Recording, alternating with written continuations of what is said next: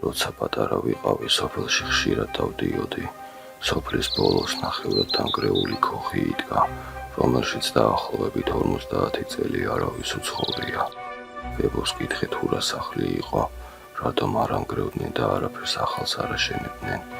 მაშინ მოვისმინე ყველაზე საშიში ისტორია ჩემს ცხოვრებაში. ამ სახლში ცხოვრობდნენ, როდესაც ბებო პატარა იყო, დაახლოებით 40-იანების დასაწყისში. მაგრამ ჩვეულებრივი ოჯახი კი არ ცხოვრობდა, არამედ მოხუცი ქვრივი, დაახლოებით 70 წლის, ქმარი პირველ მსოფლიო ომში დაკარგა და მას შემდეგ მარტო ცხოვრობდა. სოფელში ჯადოქრის სახელი ჰქონდა, ბებოს ამის პატარაობიდან მტკიცედ სჯეროდა.